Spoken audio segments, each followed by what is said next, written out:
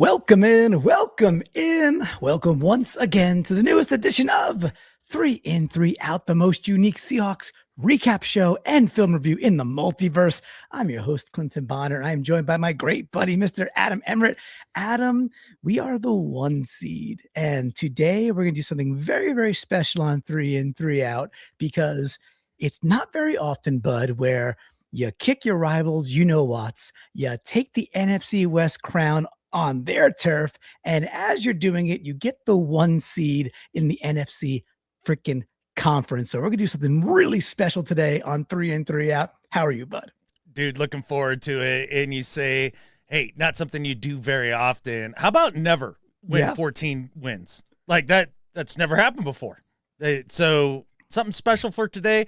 I think that we deserve it as 12s as we've gone through this glorious season with this glorious team, and it's going to be a ton of fun. I'm just giddy. I can't wait to do this, man, and rewatch some of these plays and break it down with you, man. And you said it's the most unique show in the multiverse. There's only one universe I'm concerned with right now, Clinton, and that is this universe where we are the number 1 seed in getting a first round bye. This is awesome. Love that. Love this timeline. We got Smoke Hawk saying, let's effing go Hawks. We got Godzilla Hawk Mark saying, congrats on 6,000 subs. Thank you so much. Amy Holmes, she's in. We got the Snail saying hello, he's in. We got Michael West. What's up, Michael, saying go Hawks. And of course, we have the live executive producer, Ryan 911 with the 999 super chat, and others are trickling in. And so look, if you're watching this live, hey, just share this out there with a couple of other 12s right away, because I think they're really going to enjoy this one. They've never been to this one quite yet.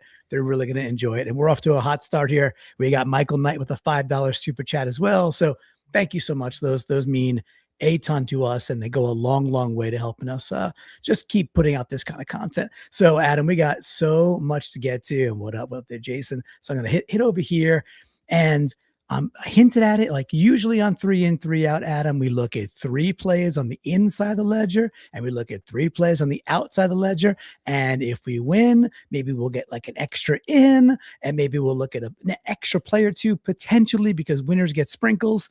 Well, Adam, this is not even oops, all ins, not 6 ins. We won the entire freaking NFC number 1 seed so far. We are doing 12 plays from the game in 3 in 3 Out style, the moments that secured the NFC West. This is a beefy boy. It's a beefy boy. If when you get the start with the in, and you said winners get sprinkles, these winners, they get more than sprinkles, Clinton. They get the entire damn Baskin and Robbins, all 31 flavors and then some. Let's go. That's exactly right. That is exactly right. So again, we'd love you to subscribe out there. It means a ton to us. We crossed over 6,000 very recently, right after the game, actually. And now we're already above 6,100. So something cool is happening, right?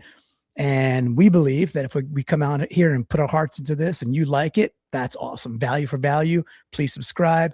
Please hit us up on the Patreon at getintheflock.com. Join the Discord. A few bucks a month if you find value.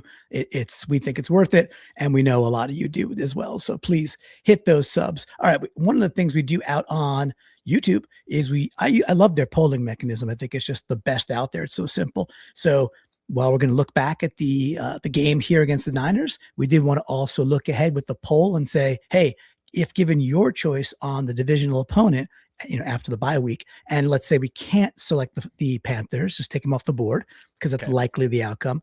Who would you like to face? Would it be the Packers? Would it be see Purdy again? Would it be let's get the Rams over and done with? Or I don't care, let the chips fall where they may. Adam, do you see where the Flockers voted? They did. They voted for the Packers here being the number 7 seed, but I might surprise face Purdy here and say, I want to see his ass again. Let's go. Bring on the Niners. We'll hold them to 2 points next time, and we'll just run one back on a safety to end a game to give them the charity too. That's how I want to see that happen. Let's go. I think no surprise that the only 7% of people out there were opting in to say, let me get the Rams right away. And I understand that. I think they're the best team besides the Seahawks that are in the NFC at this point. I do think it's kind of neat that almost a full third are like, hey, let the chips fall where they may, because at some point we probably do have to play the Rams at some point. That's the way it likely will go, but you never know. I wouldn't mind delaying that day. And but the highest percentage, 43%, not majority quite, we're looking to take on the Packers. So they are hoping for the 7th seed taking down the Bears. I wouldn't say quite likely, but I think it's likely that the Pack could get that W in Soldier Field. And if that is the case, of course, we automatically play the Packers because they are number 7. All right, so that's our YouTube poll for the day. So hey, look, dude, you know how this goes, man.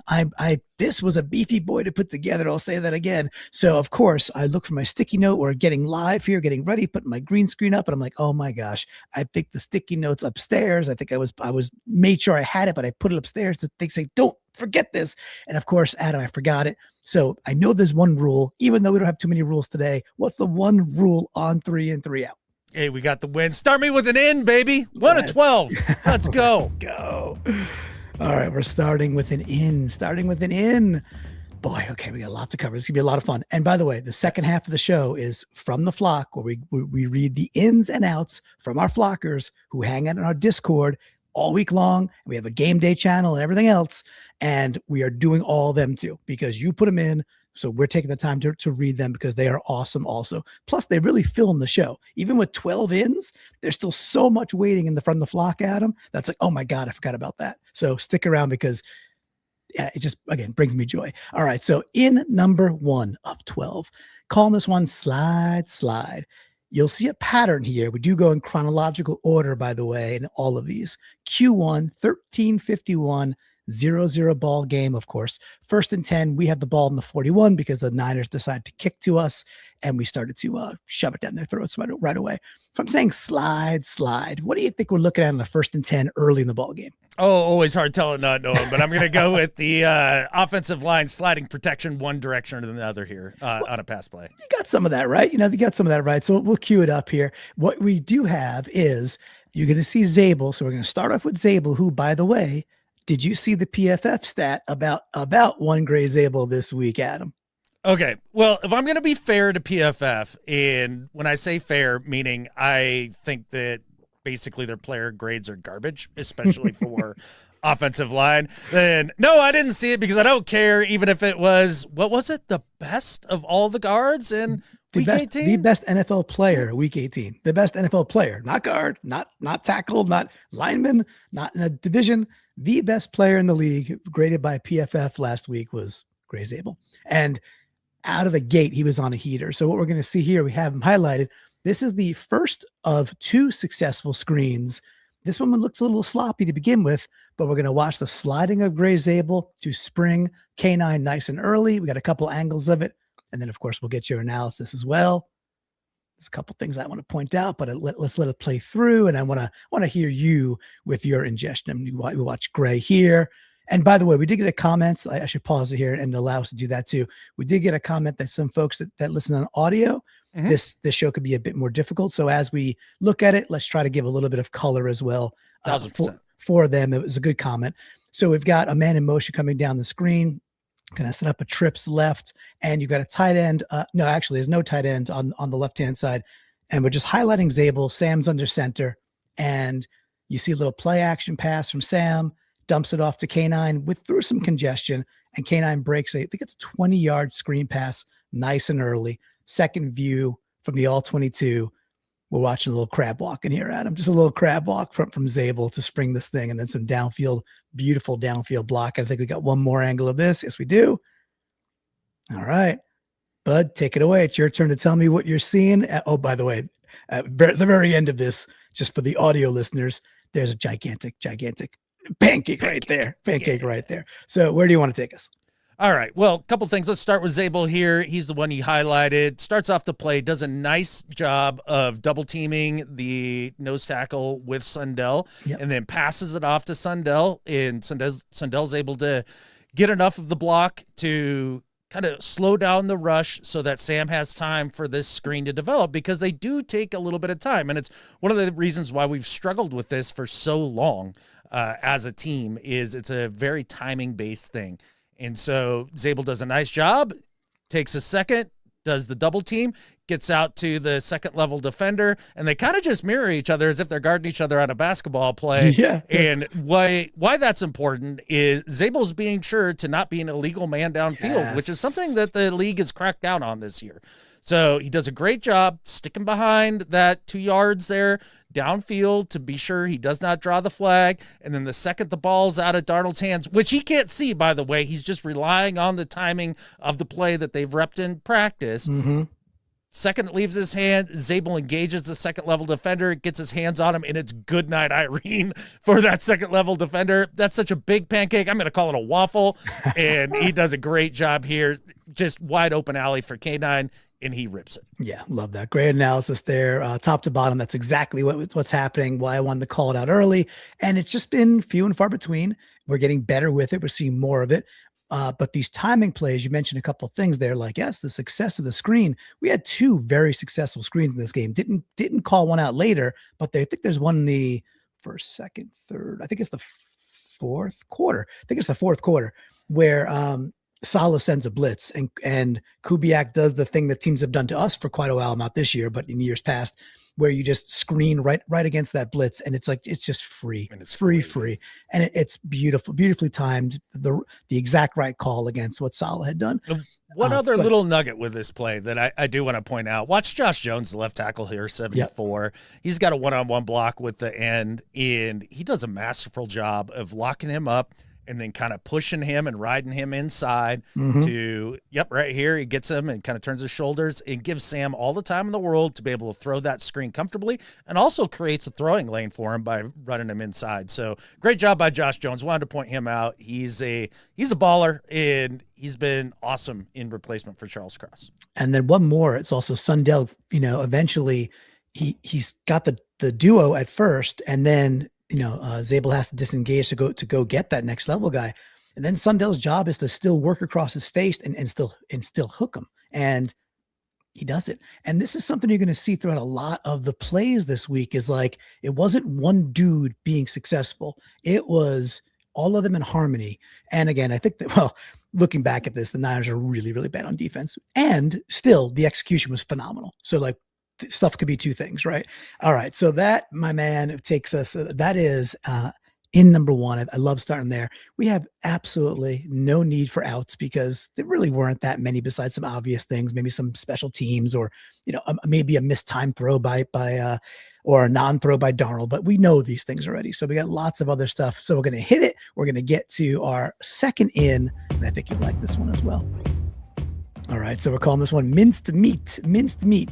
Now, again, a lot of this is loaded towards the front, and then we go through the entire game because we've got a lot of plays. Into still Q1, 13:06, 1st and 10.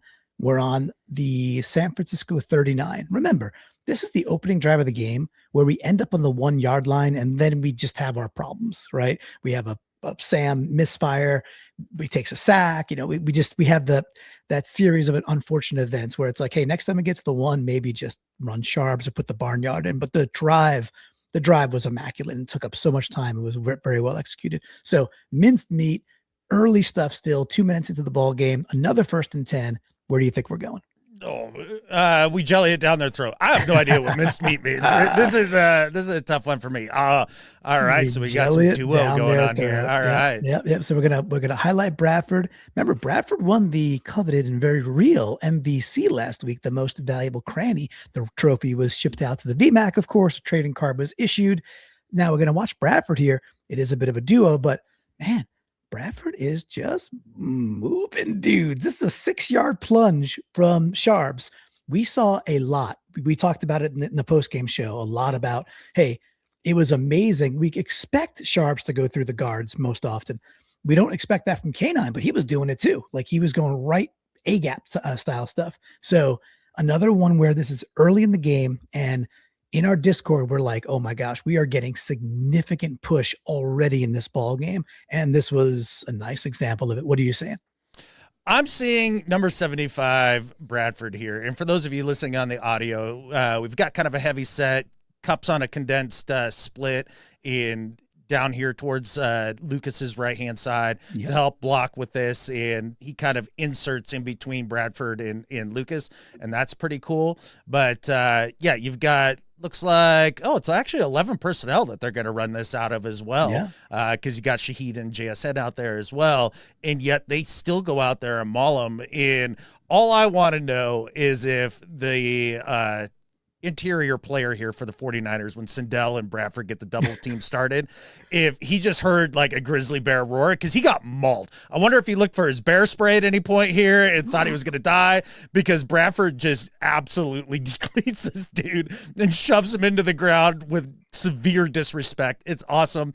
In the meantime, Sindel's able to climb to the second level and get to that linebacker, which is the whole point of duo. And duo is basically you double teaming those two dudes up front and then trying to move on to the second level defender. And these guys do an excellent job here and create the gap for Charbonnet, who doesn't see contact for 3 yards here? Was it 3.5? Yeah, 3.5. 4 yards, 4 yards, and just gets a shoestring tackle, but right down their throat, right down the middle. And awesome. Just really cool.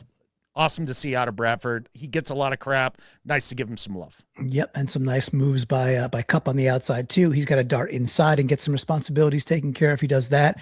The point of this is it's 1st and 10. It's first down, and if you could go get 6 yards on first down, basically whenever you want it, well, it sets up for a very nice day. We all know we only scored 13 in this game, but we also all know that besides field goals, there may be a blunder or two that really should have been pushing into the 20s, which obviously would have been more than enough to make this one happen. What do we got from Amy here? She says, agreed. Hawk Blogger asked him about that today, and Mike admitted they probably should have. And I think that's probably running the football down by the goal line there is where she's talking. As we said, we had our issues once we got down there, but we didn't have any issues on this play. We just took these guys to the woodshed and just out-physicaled them, which was the story of the entire game. It was. All right, we got more ins to get to. I'm going to hit that thing, okay? Yeah. Okay. Always okay. Yeah, let it roll, baby. Let's go. Perfect. All right. So a little play on words here. Everybody knows I like my puns. Remember, folks, if you are enjoying this, hit that like live, drop the comments after, hype the video, subscribe if you're new, share this with 1212s. It all helps a ton. Something special's happening. So let's go. All right. We're calling this one in 3, a great feat. Still Q1, still the first drive, 11:42. Now it's 3rd and 4. I think we're facing our first third down. Don't quote me on that. We're on the Niners 33-yard line. So 3rd and 4, calling this one a great feat. Do you remember what was happening at this time of the game? We were just taking their souls. So I'm going to guess that K9 juked somebody out here. I don't know. No, not on this one. It's okay. The hint would be you and I had talked about this with Young Heavy. We were like, hey, you got to watch this player's feet. And if this player's feet are right as rain early, then you might be in for a bad day. And now I'm sure that probably percolated the memory for you. Yeah, for sure. This has to be Sam Darnold in him listening to his feet, which is an important feature for these quarterbacks. All right, so we set this up. We got JSN coming in motion right to left. There's 2 wide receivers to the right-hand side, and you got Sam in shotgun with Charbonnet off of his hip. And it is 3rd and 4 at this point. The thing to watch is he's gonna go to the right-hand side first because JSN's doing an out route, and it's clearly his first read. I think it's Cup off of JSN's outside hip there. That's number 2. But watch Sam's feet as he progresses back to the left-hand side and delivers a dart to Salbert and move the chains on first down. Calm, cool, collected. We'll get another view at this from the all-22. But it was Salbert in motion, actually. Beautiful. Little bounce, right? Just that little bounce where it's not stuttery steppy. It's confident. It's all directional. It's like going exactly, his feet are going exactly where he might have to throw. It's beautiful mechanics. And then he's on time. What are you saying? Well, first off, so it's a shotgun snap, and he's got the 2 receivers to his right, and then he's got 2 tight ends to his left, for those of us listening here. And you've got Saubert in breaking route. He's the most outside receiver on your left, but he does check the receiver side of the formation, which is to his right first, and he gets to read 4 here. Yep. And you can see it by watching his feet. 1, 2, 3, 4. And he's already looking at the first guy, bounces to the second. You talked about the little bounces in between. that's a wasted motion. I want to see your cleats in the grass. Like that's a little too much bouncing and a little too toesy. I like the bounce. For me. The bounce is It's nice. not efficient. It's not efficient, and it looks a little frantic. You said it was calm. That's a little frantic to me. And one of the things listening to JT O'Sullivan talk about quarterback play a lot, and when he's looking at people's feet, because he's a big believer in that, he played in the West Coast system. He would get on him about that. Okay, it'd be just take the second bounce out of each one of those times that he's trying to get there. It's a tiny critique. I mean, we're splitting hairs here. It's a great rep. Sam throws it on time and on the money because he does listen to his feet. And if that's what he has to do to be in rhythm, then so be it. I'm just telling you what the gurus say. I got you. The times where I've seen Sam under more happy feet is when his feet are not together, when he's not like in parallel moving them as if they're one piece of the same piece of machinery. And here he's bopping, and it's in the rhythm that he clearly wants to be in. But for the listener and the viewers out there, the important part that you said there also is that Sauber is the fourth read. Barner's 3, and he still makes that. It's less time, by the way, to get to that fourth little positioning, and then fires the ball right in his gut, and it's a first down, and we're moving on. So it was beautiful stuff. What do we got from Michael Knight? I know we should talk about Peyton All right. Manning. Well, okay. So I said what I said about it, but then Michael Knight brings up Peyton Manning. He was pretty good at quarterback. Peyton Manning actually mentioned his footwork on that very play in the ESPN2 broadcast. He got up to demonstrate. Awesome. That was maybe more athletic than Peyton's done in what, like 4 years? The most athletic thing he's done? Dude, the best part about the Manning cast was at the very end of the game when Hall and Leo sandwiched Purdy, like the last offensive play for the Niners. Yeah. The look on their face, it's unbelievable. Both of their dudes. They know. Oh God, they had just it was like dread and pain, like those two things combined, and they were just like, oh, and they got this beautiful freeze frame the moment that Purdy's getting crunched. By the way, little foreshadowing. Stick around because we may see some of that. All right. So that was in 1, in 2, in 3. Last time we were on, we invented something brand new that if we have the brand in, of course, when we get winners get sprinkles, we started a new tradition and it was called the a damn, right? This is your favorite play. And since we're just going in chronological order, you sent me a text. I said, that's my play. I said, hey man, I already got that one clipped. So good on you, because I saw it too. So take us away. Let's hit that whammy real quick. Put this on stage. I'm going to call this one 12P for 12 personnel twinning. We're twinning here because this is some good stuff. We go right back to the same one here. Let me finish with Sam. I don't get to guess on this one because I know the answer. Yeah, this is 100%. Okay. All right, so take it away, though, because this is 12 personnel at its best. And by the way, for the audience, it is Q1. Still Q1. Is that correct? One second on that one. I got the wrong timestamp on my slide. Don't worry about that because we're going the other way. It's Q2 clearly. But either way, take it away because this was a beauty of a play. All right. So we got a run play to the right here. And we've got, for those of you listening, we've got 12 personnel out on the field. So meaning 2 tight ends. And they've got both of those tight ends to the field side of the formation, meaning the side of the formation, because they're on the left hash. They're on the right-hand side. There's more space to work with. That's why they call it the field side. Mm-hmm. And so they're going to run it to the strong side of this formation, the field side, and watch these two boys work in tandem like they were born to do this together. Like, this is awesome. Awesome. And they really do just take this edge and seal it. So first off, you're going to see Barner because it's kind of a zone scheme here. It's wide zone. Everybody's trying to make a reach block to their right to be able to seal the lineman back to the inside to the left of the formation. And so this is a difficult block for Barner to start with here. Watch how far he has to go. He's got to go at least 3 steps there to get level up with the D end, and he's able to go ahead and seal that edge. In the meantime, he's got Sabi here, just to his right, who gets up and he gives him a hand. And this is such a tiny little thing, but it's so important. Watch Saubert's left hand here as he gets off the line. Bink! See how he just kind of gives him a little shove to the shoulder pad? That's one of the things that really helps stop the D end's feet and allow Barner to get across the face of him and seal this off. And then Saubert's like, I'm not done. Give me this corner over here. He locks up on this dude and turns him into his bitch. Like, watch this. Just like, you're mine. I'm going to run you out of the frame. Good luck and good night. Like, just awesome teamwork here. And this is what outside zone should look like. Sharps has a alley to just run it right down, and it was awesome. Yeah, I love this play so much. Again, I clipped it before you even were like, this is going to be mine. This is great. The other piece that I point out to people that are watching and or listening is you mentioned how quick Barner has to be to get across this D end who's way out there, like playing like a 7, almost like a 9. Yeah, exactly. Almost a 9 technique. Barner's feet. Now, compared to Saubert's, I think it's also on purpose. Like, Barner's got a job he's got to go do. Saubert could be a bit more patient. He could hang home, get a hand on the end, and then go do his duty on the outside. But Barner's feet there, man, holy cow. We were talking about Imanwari's feet last time we looked at some video. Just beautiful firing. Zabel's known for his really quick feet as well. But Barner, as a two-way, very super solid tight end now in year 2, this guy's turning into, he won't be superstarish, I don't think, because I don't think it's ever going to be like 95 reception type guy with like 12 touchdowns.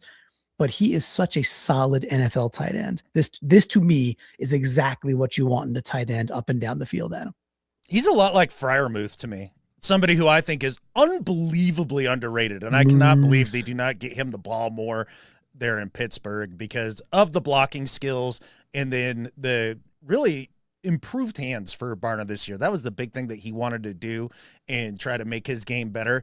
And the cool part about it is he worked on that a lot.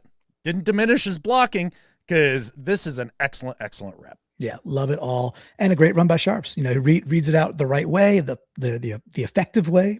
He gets patient, lets it develop, and then gets every ounce that he possibly could get on this rep. And I think it's like a 12-yard scamper. So just good stuff. That was the damn, which is a beautiful, which is exactly what I said when I watched this play, was just damn, look at that. It's a great one. All right, we're on to in number 5. I hope y'all are enjoying this because it was fun to clip these up and put this together. So take it in because this was an absolute whooping up and down the field. We're about to watch probably my favorite play of the game that I didn't even notice the first time. It's so good. Here we go. All right. Most of us probably know the famous song, I Fought the Law, but the Law Won. Well, this is in number 5. It's now 7-0 Seahawks, which, by the way, would be enough to win the game. It's Q2, 9:41 to go. It's 4th and 1. The Niners are on 4th and 1 on Seattle's 39-yard line. Of course, they're going to go for it on 4th and 1. So, Adam, if I'm saying the Law won, there's a pretty big breadcrumb. What do you think we're looking at? You know how miserable I am at music trivia. It's like one of the biggest holes in my like trivia knowledge you could possibly have. And I just want to thank you for dumbing one down for me. I got this one. This is D-Law all the way. You can't fight the law because D-Law always wins. Yeah, clause the law. Right, here we go. So we're going to set this up for everybody who's watching here. So I'm highlighting DeMarcus on the left edge here. It's 4th and 1. So the Niners are in probably 12. I think it's 12 personnel. They're bringing Juszczyk in motion right to left. They got CMC 7 yards deep and Purdy's under center. And what you're going to see what does Mike McDonald call it? Shocking effort, right? He's like, I want to see shocking effort. Okay. You want to see shocking effort from Demarcus Lawrence to beat his first dude, fight off a chop block at his knees and still disrupt this play and Seattle get the ball. Okay. Well, then enjoy. If you like really good football, and this is the wide angle, right? We're going to get a tighter angle in a second, but I saw this live. I didn't kind of appreciate it live. And I'm like, oh my God, look at what he just did. Purdy's good enough to escape a little bit and get the ball off, but he could get nothing on it. If we slow it down here. I mean, look at this dude. He's a monster, an absolute monster out there, man. So this was probably my favorite play of the game, at least on watch back, where I was like, oh, I didn't really notice how good this was the first time through. Adam, what are you seeing, dude? Okay, so we've got a 4th and 1, and so everybody's expecting a run here. Yep. And so the Seahawks have 4 down linemen, and they're all in a very condensed formation here. They're packing the middle of this line. They actually have Eman Wari and who's at the top? Is that Job up there? I can't tell. I'm not sure. Whoever's at the top, kind of looking to come on the blitz as well, and they send 5 here with Spoon kind of faking it and dropping back out. Mm-hmm. And that really does make it so that there's one-on-ones across the board. And when you do that, you're looking at a defensive line as talented as this Seahawks team is, that one dude is going to win his one-on-one. This one, it happened to be D-Law. He takes the right tackle here, and he just gives him the swim move, and he's like, whoop, sees ya, and goes right past him.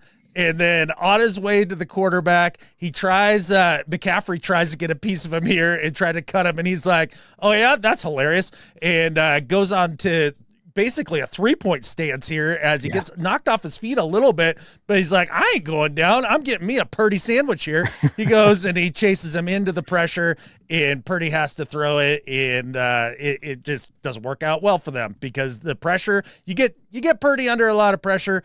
It's going to look awkward because he doesn't have that big arm to just flick it. He needs to be able to set his feet and have a good base, and you can see he doesn't in this situation. Mike McDonald said, not today. We're sending the house, and one of my boys is going to win. And then at the end of this play, it's 3 or 4 dudes actually end up winning here. Jaron Reed and whoever was collapsing the pocket there on the right. Great play by D-Law, though. Big time effort. Yeah, again, great across the board, and Law was the one that stood out to me on this for sure. And it's just one of these things where this signing has been so darn good. This guy brought a brand new level of edge playing to our Seattle Seahawks, to the point where Mafe can go have a nice game, and Hall can go have a nice game, and Nuosu can go have a nice game, and they don't have to be like the guy, because you've got the guy. You've got the guy when it comes to edge, and it's freaking D-Law, man. This is another reason that Schneider should really be at least considered for executive of the year at this point, because it is a masterclass in building a team. Fun team to watch, dude. It's a fun team. So that was a really, really great play. Anything else about that, or any comments that you see that you want to hit up? This isn't complicated. This is just winning your matchup in, as you put it, shocking effort. And Karkar was wondering here in the chat, how many she's late. How many ins does she miss? I think it's 5 or 6 now, but that's okay because we're on an in smorgasbord today, boys. We got at least 5 or 6 more coming here, and can't wait to see what you got cut up here next, because this was a great start. Good stuff. Yeah, we're 5 in. We got 7 to go still. So let's do it. Okay. In number 6, we're in Q2, squarely in Q2 at this point. 7-0 ball game still. We got the ball. It's another 3rd and 4. And Seattle's on San Francisco's 36-yard line. Calling this one Dance the Samba. You call it Samba if you want to, but I'm calling it Dance the Samba, Dance the Samba. Another 3rd and 4. What do you think we're taking a peek at? Oh, this has to be Sam and doing some nice work in the pocket, because Papa loves Samba. Let's go. Papa does love Samba. All right, let me just fast forward here. And hey, we can look at D-Law one more time in slow motion. Oh, look at that. Oh, Turdy had to throw another turdy. So as we get into this one here. All right, so to set it up for everybody, we've got, again, it's 3rd and 4. We've got Sam and shotgun. I think that's that K9 way off his hip on the left-hand side there. And what do they got? They got they got tight end right, and then I think I can't see the full screen, but kind of a traditional shotgun formation is the way I'd put it, with a running back off their hip. This is the play where it looks like a sim pressure or something, but either way, the Niners get a free run. They get a free runner kind of through the AB gap over Bradford's guy.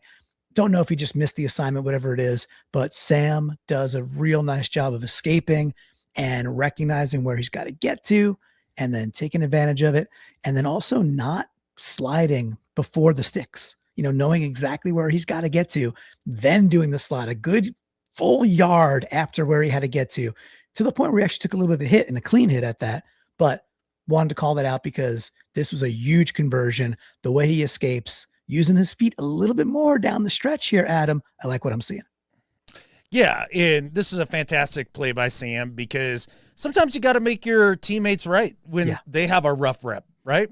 And really, I think what happened here is when they were calling the protection that Bradford didn't quite see it. So it looks like, what did they end up bringing here? I think they only end up bringing 4, but they're mugged up in the A gap here. And at this point, this is some of the head scratching stuff with Bradford from time to time. The rule of thumb for offensive linemen is you take the interior most pressure first, and then if there's a guy still coming to your outside, like, so be it, because you're going to have more time as a quarterback because they have farther to come because of the further outside rusher, right? And instead, he goes to try to help out Lucas on a double, and then realizes he may have thought 59 here was Balin. That'd be my only guess. And at that point, he tries to recover. He's too late, and then Sam does a little two-step here. 1-2, whoop, gets out, sees some green grass, and he says, I'll take me that first down. And because it's for the number 1 seed, I'm not sliding. I'm going to be a tough guy here, and I'm going to get that first down. Does an excellent job. And those are the things that you want to see out of Sam. Instead of like panicking and throwing a pick or getting loose with the ball or any of that stuff, just use your legs, take what you can get, and keep the drive alive. Yep, I love that. And the one other thing that I think is worthy when we look at the close-up from the all-22 angle that I think is worthy of noting too is, hey, he's had a couple of fumbles this year where it's not like, oh, the ball's low. Like I don't think Sam has like, oh, he's got to hold the ball higher type thing. I just don't think that's the case. But when he's gotten pushed back, that game 1 book ending this versus the Niners, when Lucas got pushed back in his lap, there was that fumble. And then against, was it the Rams or Panthers? I forget, whatever one it was, where there was a pass. That was a Panthers game, right? Where there's a pass, but they called it a fumble, yada, yada, yada.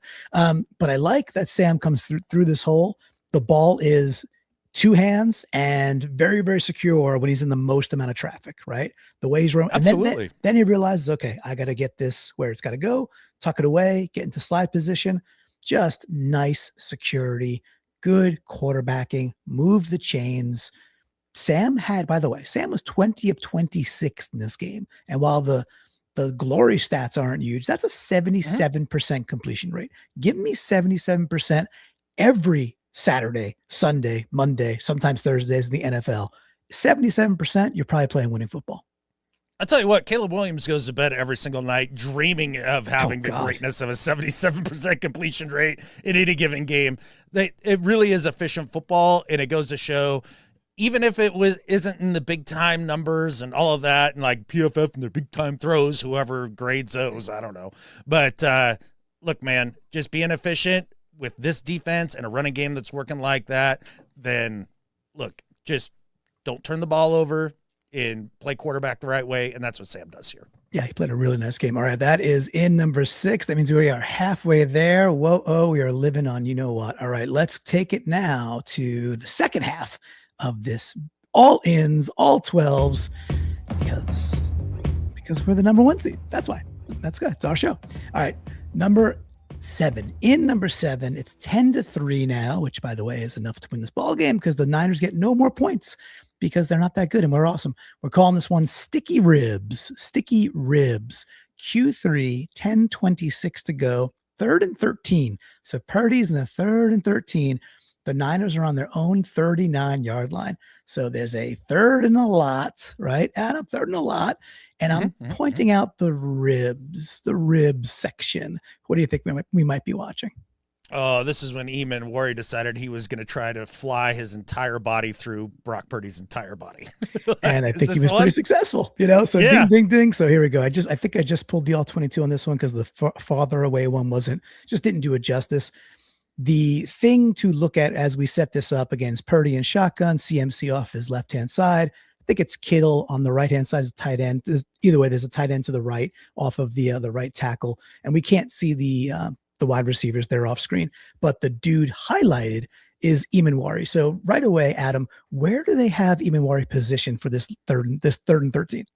Oh, he's dead middle, baby. He's playing middle linebacker with Ernest Jones off to his left. And then the Seattle front is actually playing an overload to the Niners' left-hand side of the formation here. Correct. And then you just have kind of the singular Chenna Nwosu way out playing again, almost that wide 9.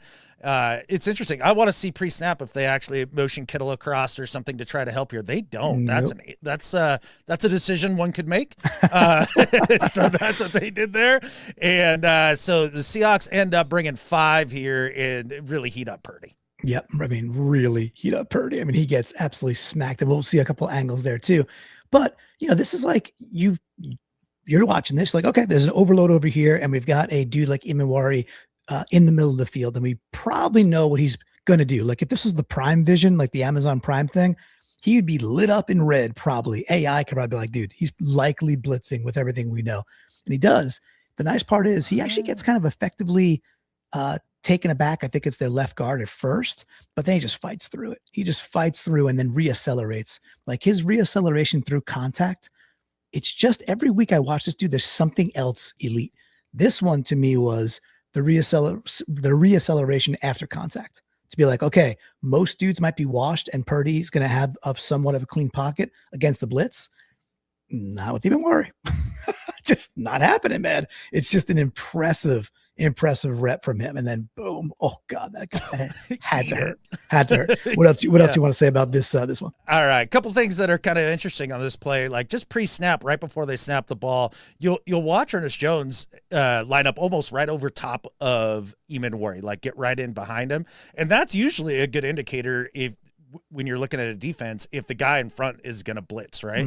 So they call it capping him. So that's what he does here. But really the reason why Imawari ends up getting free here is some dirty work and a really nice line call by Dirty and McDonald here. You'll watch E-Man, he'll engage, and he engages I think it's the center first, but then you see Leo, who is rushing from almost the end position. He actually stunts inside and draws the lineman over to pick him up, and that allows Imawari to win. And he comes in and he brings a whole house of pain. Bam! Yeah. And the thing is, too, it's so much fun. You got to imagine Purdy didn't even see this at that point, because here it looks good for Purdy, right? Where we pause. Looks blocked up. It looks blocked up. And you're like, okay, they're going to wash him to the left. That's fine. Even if they're stunting, which is, hey, they might do a stunt. We know this team, Leo might be stunting. Okay. They do the stunt, but you can't expect the guy from here is going to be able to get to you in the time frame that Imawari gets there. His reacceleration it's just insanely elite. So just exciting times for Seahawks fans, man, because they could put this dude out there and just put him on these little missions, right? And when you have professionals like Leo Williams who could execute like the way he just did, man, oh man, is it fun to watch? So yeah, sticky ribs, because I think Purdy heading into, where do they got to go? They going to Philly? Is that right? Right, they got to go to Philly. They do. Niners? Yeah, I think he's going to I think he's going to be very hurt still, even with that extra. Hey Shanahan, you got the extra day of rest this time. So, but I think it's still going to be bad news bears potentially for those Niners as they head to Philly, because stuff like that hurts for days, man, I would imagine. All right, it does. So, and I don't know if you've ever had rib issues, man. I have. They don't feel good. So, I have. I broke 3 ribs, and it was not fun. Not fun at all. But what is fun is another in. Let's get to it. Okay, it's all ends. 12 in a row. Let's go. Okay, in number 8. I think you know where this one's going to be. It's like, hey, there are no give up plays. There's none. There are no give up plays in this offense, even if we look like we're gonna. 10-3, Q3, 3:48 to go. It's 3rd and 17. This play's become famous for certain reasons and infamous in the Niners circles. Seattle is on our own 25-yard line, only up 7. So 3rd and 17. Hey, Adam, 3rd and 17. We probably got to punt the ball, right? On the next down, probably got to punt. Probably. Well, I mean, unless you're amazing at picking up 3rd and forevers with a run game, like the Seahawks are, because there's been 4 called runs to pick up a 3rd and 15 or longer in the league this year. They all belong to the Seattle Seahawks. Absolutely. That's crazy. That's crazy. So one of the things they talked about this, I think with Mike McDonald on Brock and Salk, I believe. I think it was that show. Listen to a lot of stuff nowadays. And, Mike always talks about like, look, it's never one dude. And it's never, like if we fail on a particular play, it's not like the concept was bad. Sometimes it's like one person out of 11 didn't get their job done in that particular scenario. And if you did get your block done or whatever it might be, you might spring something, right? So I got a whole bunch of dudes highlighted. We'll let it play out, but this spans from Bobo to Sundell to Zabel to Jones, and I think that's Cup on the top left. I can't see from here. We'll see it later. I believe it's Cup. Yeah. But you could let your eyes dance around. They all do something really, really good. They're not even the only ones. I mean, K9's the dude run the ball. I was going to say, he's not highlighted because he was awesome here too. K9 does everything he's got to do as well. And we'll see a different angle in a second. But I'll peel it back to the wider angle in a bit. But if you watch all these dudes, they all succeed. Every single one of them win. They all win. And that's how you take a 3rd and 17, run the ball and get 19 yards. This is the most demoralizing play you could do to your biggest rival on their field. It does not get more demoralizing than, well, I round too far. It does not get more demoralizing than something like this, Adam. Oh, absolutely. Because as Chucky White has here in the comments, almost as satisfying as the run was, seeing John Lynch's reaction. Yes. 1,000% yes, 0% no. That was hilarious. So let's start out here with the beginning of this play, because there's so many really great efforts in this play. And first and foremost, I want to say, so we've got three receivers to the bottom, and 2 out really wide, and then Cup in kind of a condensed split. And he's lined up almost heads up with the defensive end here for the edge player for the Niners. And I want to start with Cup, because this is the first key block of this run here. And why it's not highlighted, watch him. He seals this guy inside. Yeah. Boom, right there. All right, cool. So then at that point, you got Bobo downfield, and he's fighting, and he engages, and we'll watch him again here on this rep. He helps helps on the corner first, and then peels back for the linebacker, and he gets him and seals him inside. So Bobo gets a 2-for-1 here, and that's a big help. Then you see Sandell. He's been working all the way upfield and all the way over to the right side of the formation here to get involved. And watch his effort. Look at how much he runs horizontally here. Gets around the Bobo block, picks up a second-level defender, makes him take a seat there, and that's a great time. And then really, at the end of the day, watch Zabel here too. Yeah. Like, this is so difficult to get as far out as he did, engage a smaller defender in space, and that's the weak side linebacker here, and he gets him engaged here, and that's what allows K9 to cut it back and get this last 6-7 yards, right behind Zabel's block there. And then the defender, as he's taking him down, allows K9 to roll over the top of him, and that, my friends, is a Seattle Seahawks first down, and it steals the Niners' soul. Just a really, really awesome play that shows, as Mike says before, shocking effort. And it's amazing that we've seen as many highlights in so far from the offenses we've had when we think of this as really a defensive masterclass. But really, you can see how much that Kubiak has this run game humming. Thank you for pointing that out, right? Because as I went back on the rewatch, today was the 3rd time I watched the game, what kept striking me was yes, we all know the defense was amazing, and they absolutely were. And we have, a fair share of defensive highlights for sure, and more to come.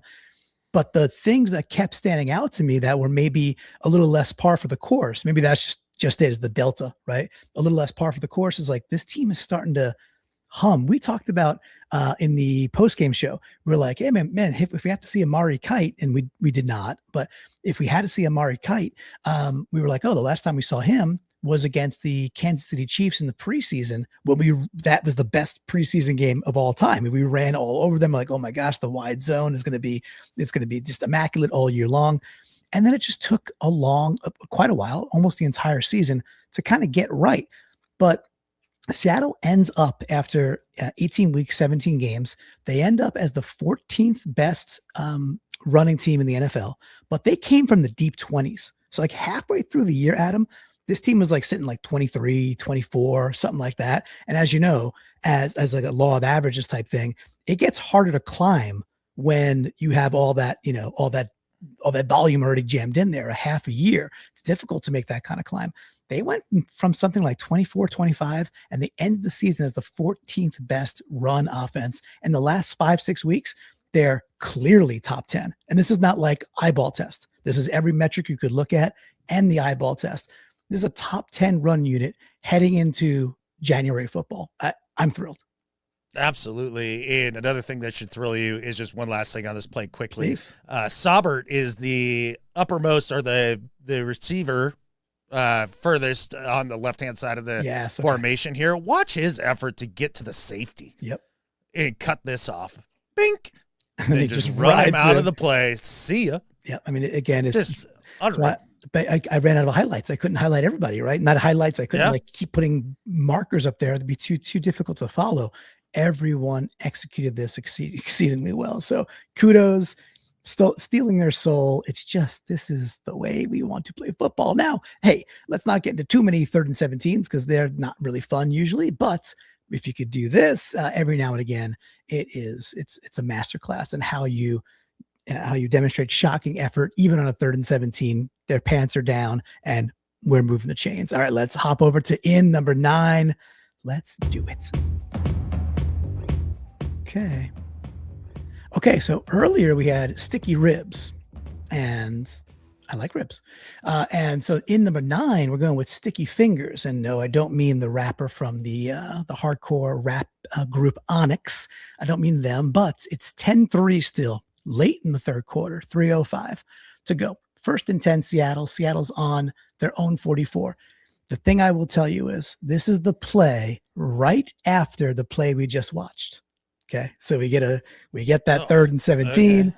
We get that 3rd and 17, run for 19 yards. All right. The very next play, some beautiful sticky fingers. Do you know what we might be watching?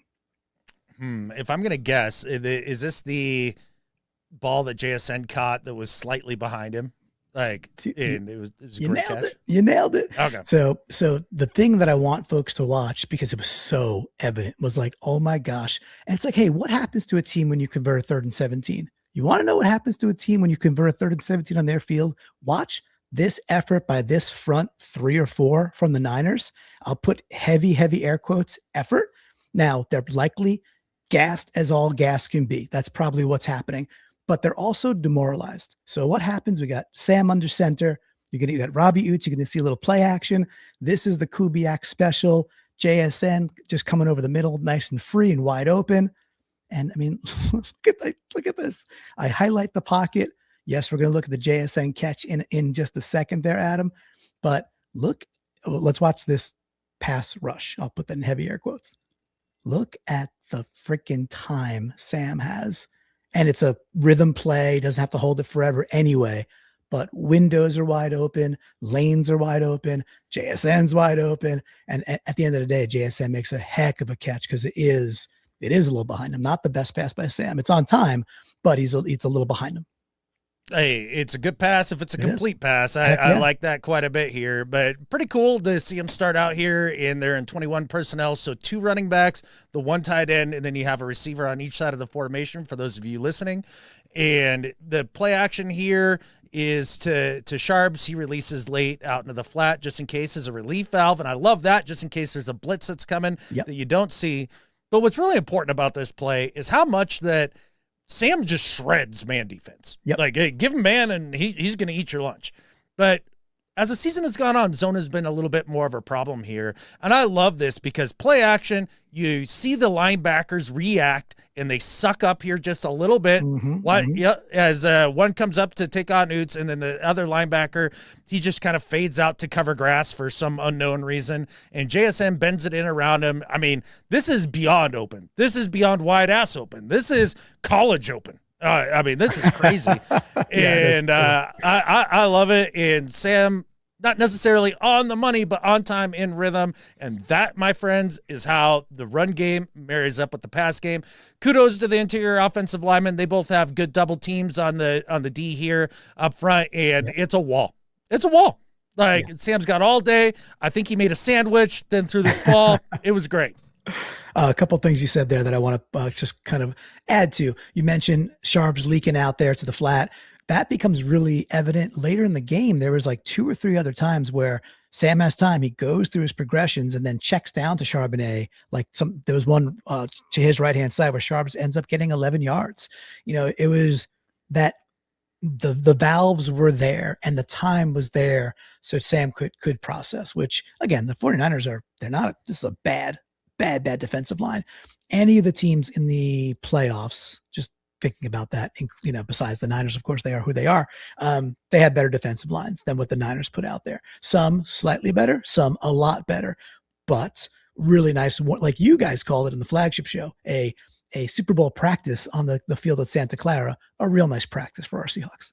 It was great Super Bowl practice. Shaheed may have popped open late, but then again, you never know exactly where the DBs are going to be once they start to react when the balls were thrown here. Because I did see for Mr. Chewy here, he's got Shaheed was open for the TD right there. Maybe. I mean, you see the safety kind of cut down there. He may have continued to carry with Shaheed. Yeah, there's a safety you see pop in this there, single high. Middle field closed by the defense here with a single high look. But I also want to highlight really just quickly at the beginning of the play in the blocking here. Watch Barner and Lucas on opposite ends on the edges here. Both just one-on-one, straight up, mano-y-mano. And Lucas, he ain't going nowhere, man. He just locks that dude up. There's nothing he can do there.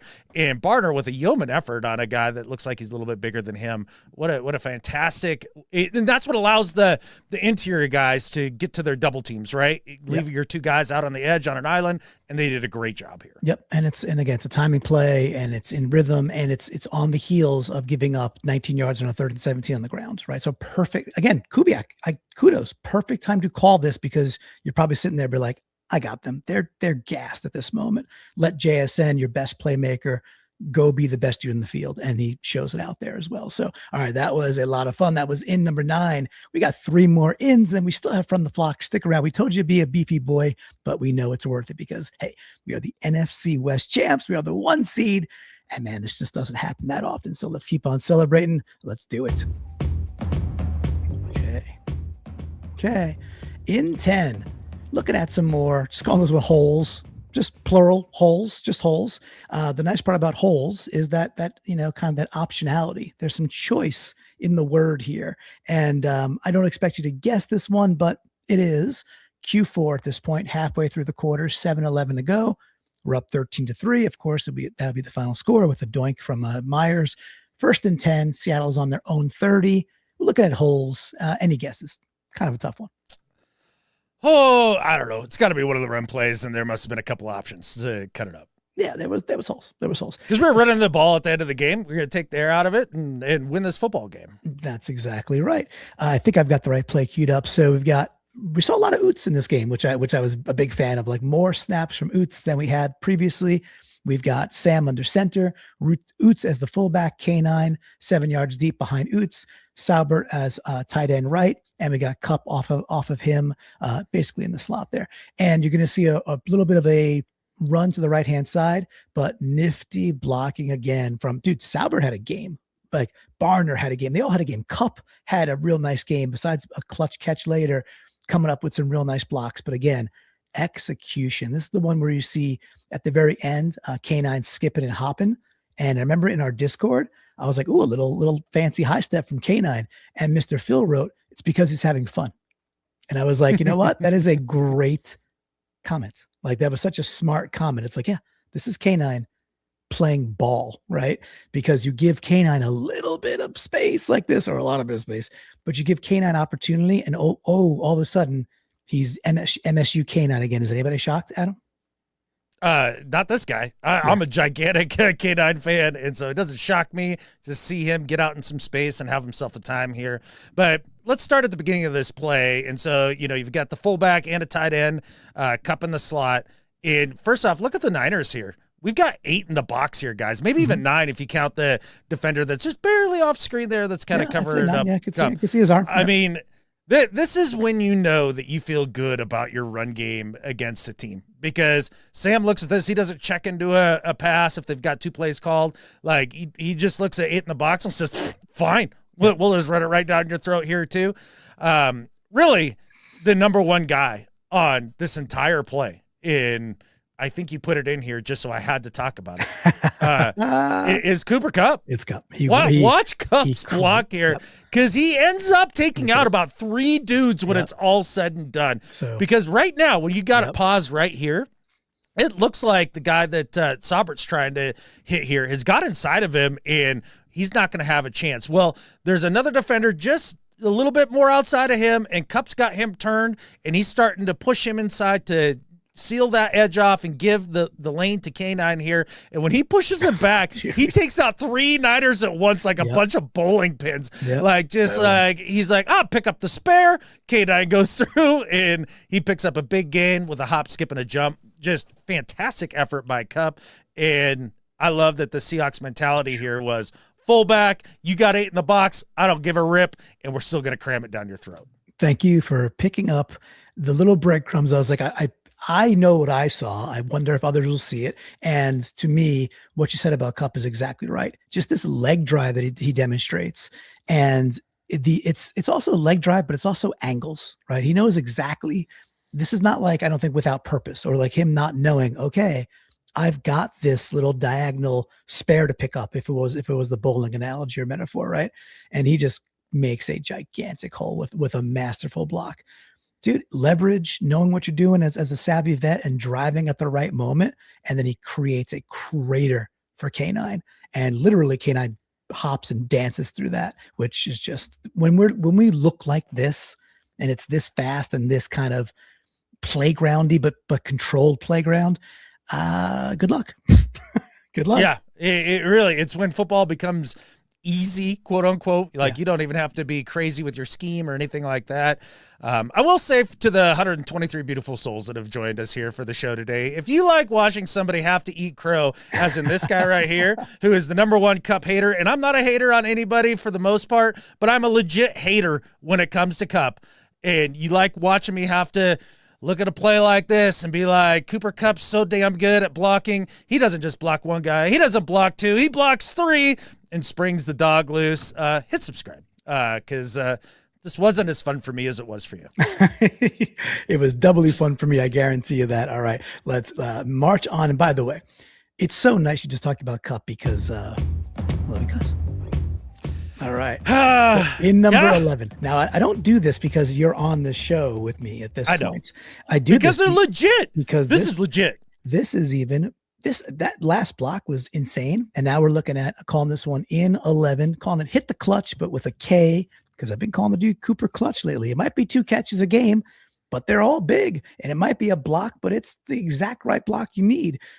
Kupp's becoming one of my favorite Seahawks as this season goes on. So we're calling this hit the clutch. Still 13-3, by the way. It's always 13-3 from forevermore. It's Q4, 4:12 to go.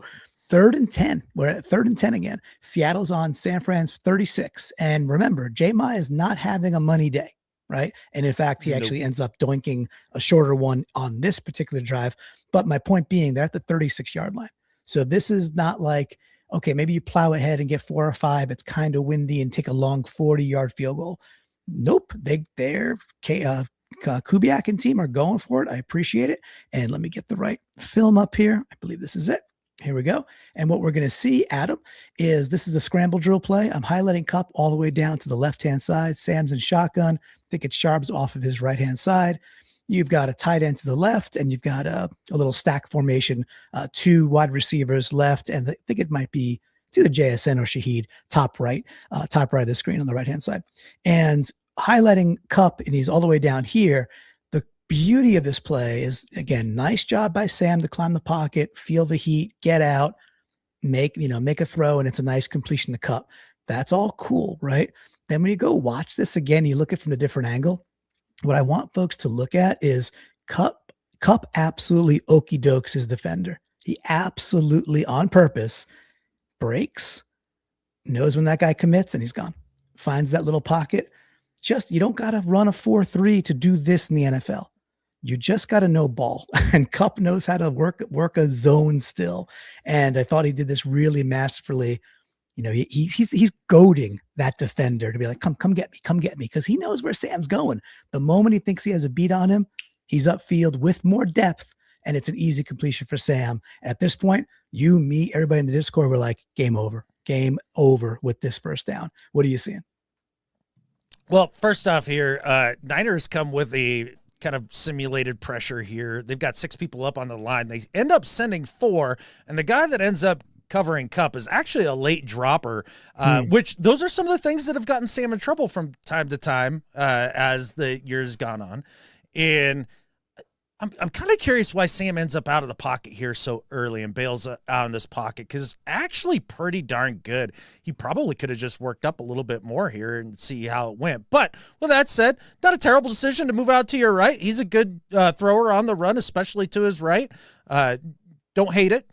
So at that point, I think Cup's route, when you said he's trying to like fake him out here and everything, this is a set route right over his top of the ball. And you can tell because before Sam's even moving, he engages that linebacker and tries to get a push off that didn't get called, but it's a legit push off. And he pushes off and he just sits right over the ball.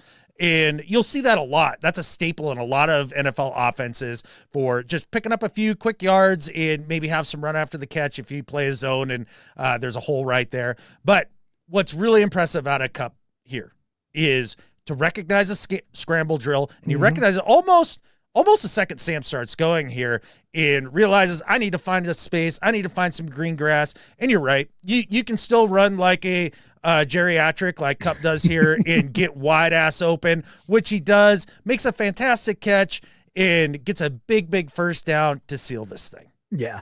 So, and I think that was my overarching point was I think that's what Cup was doing, right? It was clearly, hey, sit down. But when the scramble drill starts, I think he actually takes an extra beat. I don't think because Sam starts to get out of the pocket, and I think Cup is like, I'm going to sit for a second. I'm going to sit just for just a pregnant pause.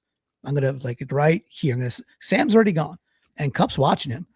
But then once if it's a linebacker, whoever that is, a safety, commits to Cup is when he decides to kind of, for him, put his jets back on. So I think he was okie doking him a little bit.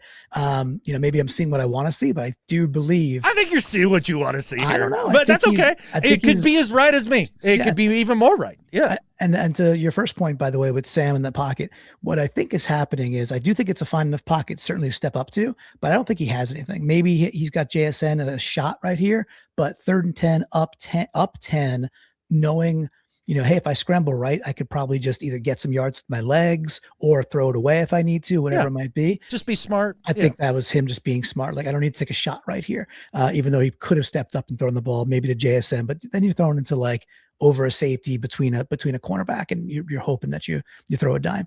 But overall, thought this was this is 4 minutes to go. This should have sealed it, hopefully with a Seahawks touchdown. They settle for a field goal. The field goal goes off the left upright or the right upright. No, left upright. And we don't get any points, but it doesn't really matter. But anyway, a beautiful seal of a game and a nice, back-to-back plays we had to look at from Cup, but thought he played pretty well. We got Michael Knight saying, Troy Aikman loved that play by Sam and Cup. He really had accolades in the moment. Good stuff. All right. Thank you, Amy. Yes, thank you. Yes, we're all growing. She knows how hard it is for me. And, somebody tell Lisa, somebody go get Lisa from Seattle, because boy, is this one for her. All right. So in number 12, calling this one the Minotaur. And the in is, of course, inside the word. You can't spell, what is that? Can't spell America without Erica, right? From Stranger Things. Can't spell Minotaur without in. Still 13-3. Niners got the ball back. This is their 4th and 6. They're on this is their last play of the game before we get the ball back. So Adam, I think what we're about to watch, but you want to fancy your guess anyway? Oh, just one of these beautiful 3 sacks that we had on the night from the Minotaur, Derek Hall. He's just a beast, man. I can't wait to watch this. It is not the sack, but this is the. Oh, it's not the sack. This is the last. This is the last play. This is Leo and Minotaur destroying Gotcha. Purdy's soul while he tries to force it out there on 4th and 6, trying the best he could actually. But you got them super wide here. We just got the all 22 view because it's the best view, and just absolutely wrecking Purdy to send them off again on their field in front of their faithful in their stupid uniforms, and watch their backup left tackle kind of showcase the future of what the Niners look like when Trent Williams eventually retires, and get beat so badly by Derek Hall and Leo. Delightful for me. A beautiful way to end the game. Take it away, Adam. This just highlights just how talented and versatile this defensive line is. So not just Derek Hall, but Leo on this play. They've got Leo lined up all the way wide out to Yep. the left-hand side of the defensive line here. He takes on the left tackle in a one-on-one situation.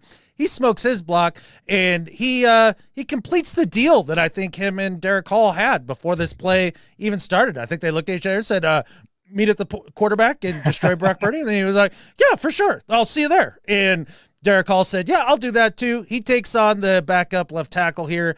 Not a pleasant experience for Pleasance, I'm sure. Just getting bum rushed by Derek Hall. And Purdy gets high load here. Yes. And I mean, dude, you can say a lot about Purdy, and I do, but he's a tough SOB. Oh, yeah. And for him to even get up after this play, although it took a minute. Oh God. Yeah. Oh, yeah. That's 3 car crashes. Yeah. Yeah, there's a reason it took a minute, right? No, I agree with you on the toughness of Purdy. I do like him as a player in that regard. But as a 49er, I do delight in watching him get absolutely sandwiched by just two of our fantastic defenders. One thing I wanted to remind people about is that game 1 of the year, Derek Hall had a sack on Purdy. And it was like second quarter sack, or maybe even first quarter. Like started the game super hot out at Lumen, and it got called back on some very, very ticky-tacky, like illegal contact downfield type thing. Super weak flag. I remember that very clearly. And it took a sack away from Hall. And he's had a year that's been like, you know, he's got a lot of successful pass rushes. His glory stats don't look that good, and he dealt with injury this year and had a battle back. So for me and my money, for him to come back in this final game and get a sack earlier in the game, and the final play end it like this in a season that's been a bit of a struggle for him, although we know he's still really, really good. I love this for Derek Hall. I love this because we call him the Minotaur, and I love this because we got more football to play, man. And he's heating up, playing his best football of the year. And people are always like, well, who's going to finish games for Seattle? They don't have that finisher. They don't have Max Crosby. They don't have Myles Garrett. I hear you. And it could be Nuosu. It could be Leo. It could be Byron Murphy. It could be Mafe. It could be Hall. It could be even Wari on a blitz. It could be Spoon or Drake Thomas. This team's ability in playmakers is deep. It doesn't have to be some 23 sack guy. That's cool if you got it, but you don't need that to be a Super Bowl champion. This team has depth in all the right places. This is better because dudes all over the place are making plays. And so you can't just, all right, we got to concentrate and double in this guy, or like on this play, be like, look, we can't let Murphy beat us up the middle because Brandon coming in here with the chat. Does that count as a Byron Murphy pancake? Watch this on the stunt between him and D-Law. Let's see it. He just sets this dude on his ass. Boom. Oh, yes. That's violent. Like the amount of violence in this play from the front four is just unbelievable. Yeah. Oh my gosh. With that little stunt right there, he's not expecting him at all. It's like who got hit harder, Purdy or this dude? Like, oh, bam. And right about here, he's like, oh, are we done yet? Can I go home? Like, I don't want to see that dude again. Oh my goodness. The best part about that Murphy hit is, like, I think Murphy was like, I'm going to imprint that faithful sticker. I'm going to put that in that dude's chest. He's going to have a brand from now on, and it's just going to read faithful in his chest because of this. Like, that's just his shoulder. That's just a big man doing big man things. Love it. Brandon, good job. Good job pointing that out.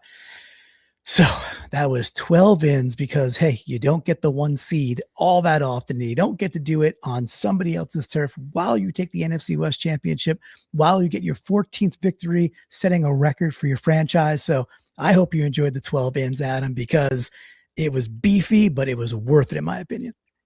Hey, man, if you watch all 12 of those ends with a frown, you're doing it wrong. I'm telling you right now, because that was awesome. That is exactly right. All right, we got the MVC and From the Flock. Stick around, because From the Flock, there are still plays that we're going to talk about that our flockers are bringing up that are awesome. So stick around.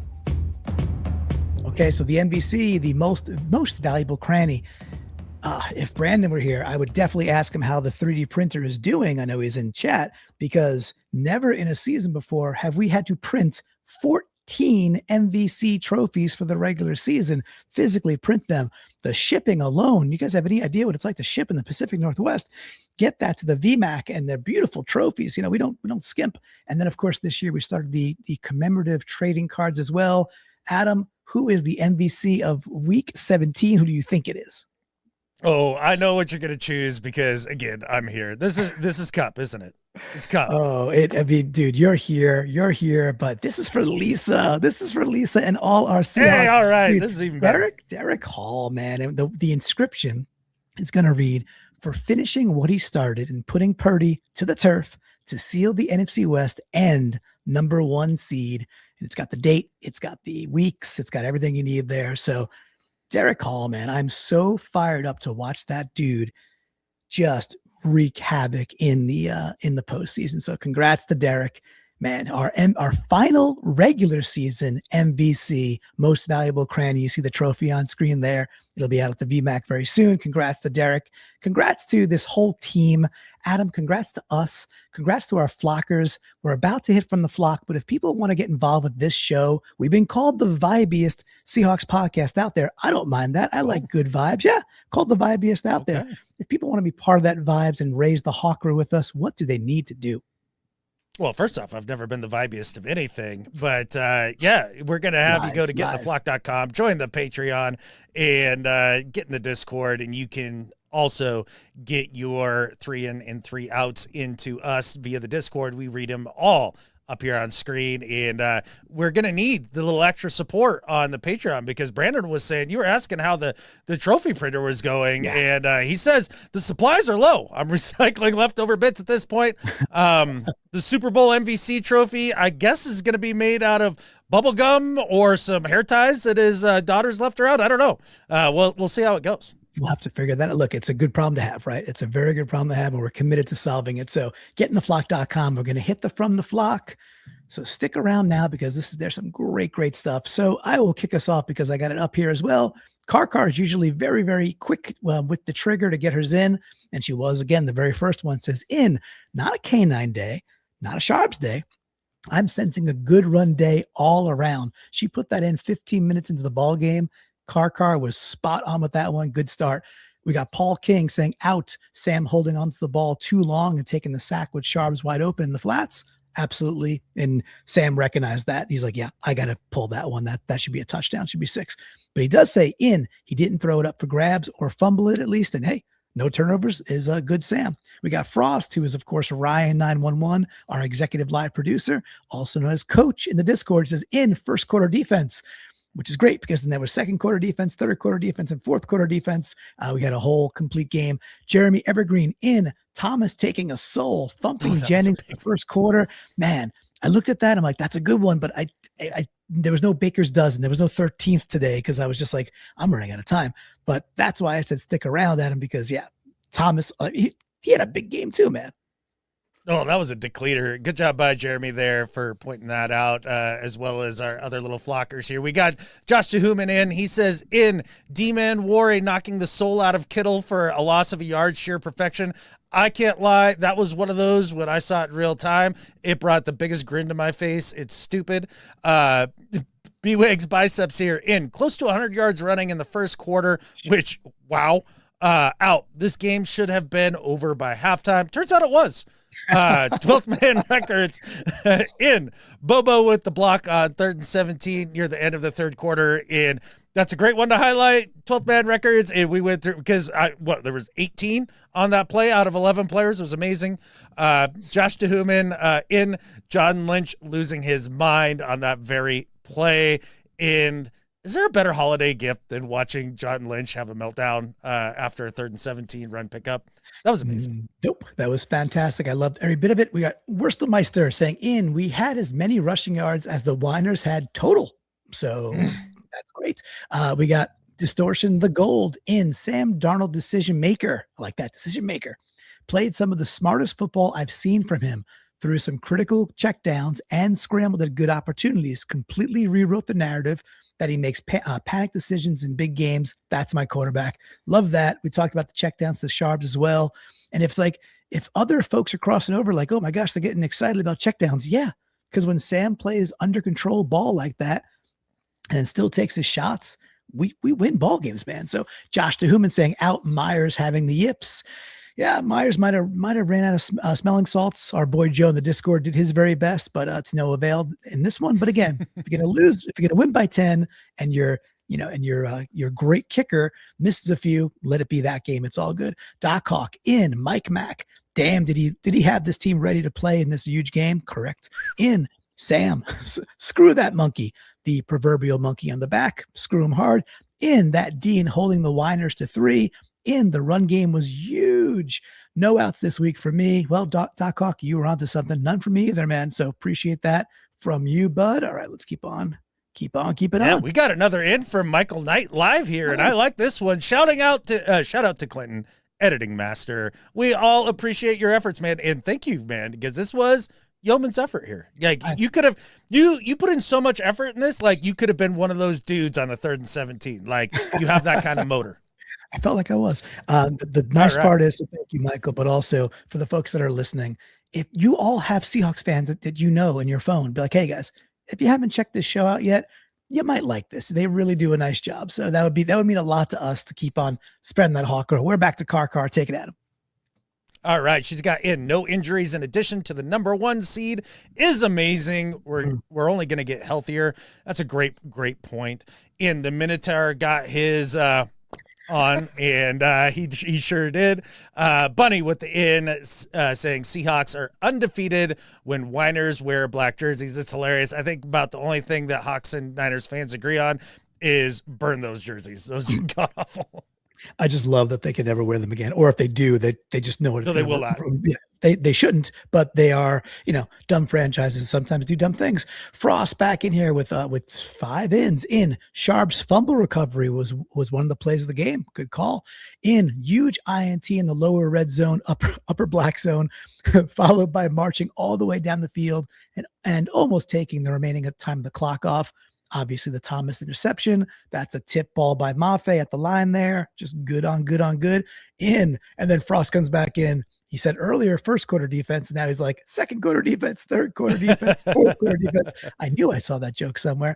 And we got AK Snowhawk, I'm assuming Alaska Snowhawk, saying in held the hottest offense in heavy air quotes to quote unquote 3 second 40 Whiners. One of those air quotes is needed. The other one is just simply factual. They scored 3 points. Surely is. Yeah. And you don't even have to put suck at 49ers in quotes because it's just factual. Then we got, who do we got here at the top here? Is that Stu? Yeah, it's Stu. Sorry, the text gets small for me on occasion. In CMC, 23 yards rushing. That's hilarious. Kinstup out Walker walking right into his blocker. I do remember that one slightly there. Happens. And Walker busting off huge runs. So he instantly redeems himself. 11 the good life in 1K for K9. And did he didn't break 1,000 yards in this game, did he? No, he broke 1,000. He broke 1,000 yards on the ground, and he broke 1,300 all-purpose yards, not punt return, just rushing, receiving, which is in his 4 years in Seattle. It's his high mark as a Seahawk, 1,309 yards rushing and receiving. So he had his best year as a Seattle Seahawk. And by the way, it ain't done yet. We also got Nostradamus chosen up here too. And it says in the perfect bathroom, and it's a Seahawks throne, Seahawks toilet with 49ers TP. And it says, dadgummit, we are the number 1 freaking seed in the NFC. So 49ers TP, because you know what you do with that. All right. Good stuff there. We got a few more. We got Hulk hands with 4 ins in. Started 13-3. Score was 13-3. It ended 14-3. Good stuff there. Love the numerics. In Seahawks, quote, might as well go win the whole effing thing. Little Jake from not State Farm, but Jake from Major League there. Amazing year for Seattle sports. Oh, he's quoting Cal Riley, who of course was quoting Jake Taylor from Major League. In defense should be named after the town in Footloose because no dancing allowed. And also in Drake Thomas being a better pass catcher than CMC. All funny stuff. Love that. And then living the good life. In Sam called out his Sharps miss and the JSN miss in his presser directly. He recognized it, that he can improve, and talked about it in the locker room, I guess, after. Sam is growing. Good stuff. Like a quarterback that will take accountability. And I think next time, if Sharps is open, they fired away, or next time they just do a barnyard and punch the dang ball in from the 1 yard line. Either one's cool by me. Absolutely. Sam took accountability in his presser pretty quickly. Wasn't even asked about it. So that sort of awareness, that helps. The spy who spooned me in Zabel's downfield blocking, Design Pete's Beach House, Amy. Jay gets two more weeks. Trying to up the running joke here to get the special teams back on track with Jay Maya, I think here. And then I say this one wrong all the time. Who we got here on the last one? You guys make fun of me every time. It's like shenanigans. Shenanigans. Just think shenanigans. That's never gonna sit in the back of my brain. I'm never gonna remember that. It's always gonna be Sheena Nickhands in Charbonnet's ball security for 3 years in a row now. True fact. Both backs. Very sure-handed. All the facts. We got a couple comments coming in too. Then we got one more from the flock on one more screen. We got Chris Smokehawk saying, question, did we break the Rams? They barely beat the Cards. It was 20. The Cards were up late in the third quarter. And then the Rams got very, very lucky on a bad crackback call by the refs on like a 60-yard bomb to Wilson that would have set the Cardinals up to at least tie the ball game. And then the Rams ran away with it late, but that series set him back. So maybe we did break the Rams. I hope we did. Michael Knight saying, give K9 his bag. And Smoke saying, this team is tough, smart, and accountable. Those are all true facts. True. And this was a good question too, or a good in. This is from Tapwater saying, don't know if it's already been mentioned, but JSN calling Lenore a fan at the podium has to be an in. It was brutal. Yeah, there were a couple people that put that in our Discord, and I was running out of time, and I was like, okay, but it was very, very, very funny, and love a takedown like that. The best low-key trash talk at the podium I have ever seen. Yeah. It took me half a tick to get what he was saying, and then I was dying. Absolutely dying. Good job, JSN. It was very good stuff. Amy, Jay gets 2 more weeks for the bye. Guys, that makes more sense. For the bye. There we go. And we got Brandon saying Rams only had 3-point lead going into the fourth quarter. That's all true facts. All right, we got one more. I'll take it. Then we'll wrap. And lost the week prior too. That's also true. And lost to the team that they're about to go face in Carolina. And it looks like it might rain on Saturday. Whoops. Okay. Michael Knight saying, in Bobo block on the 3rd and 17. Walker run to seal the win when Lynch went ape, in the press box. One of the top plays this season. Yeah, we love that, Michael. Thanks for hanging out. Thanks for the super chat. And yeah, that was why we highlighted it, because it was so darn good. Rising Hawkra. I love the play by Jones stepping in for Cross. Like, I think he's talking about the universal play by Jones stepping in for Cross. And the tip by Mafe on the Purdy Turdy Go Hawks. Yeah, Mafe had a nice game on the run, by the way. A nice game against the run. And he came up with a big tip when it mattered most. And then we got Northwest Gambit in the run game. We controlled the game through the run in the O-line. Were bullies last night, especially Zabel. Watching them hit their blocks and then get downfield to block somebody else was awesome. In the playoffs come through Seattle, and then the final in for the regular season in everything defense. Adam, I thought that was the best one to end on. Everything defense with this team. Oh, absolutely everything defense. But the best one to end on here is from Jeremy Green out there in Eastern Washington. Our next away game will be the Super Bowl. Oh, damn. That's pretty awesome. That is amazingly awesome. Almost as awesome was the fact that we did cross 6,000 subs out on YouTube. And then before we launched this live, we crossed 6,100. So there's some coolness happening. I think more folks are recognizing the show, and it delights us. So if you're out there, if you're still hanging, subscribe, hit the hypes, drop the comments later.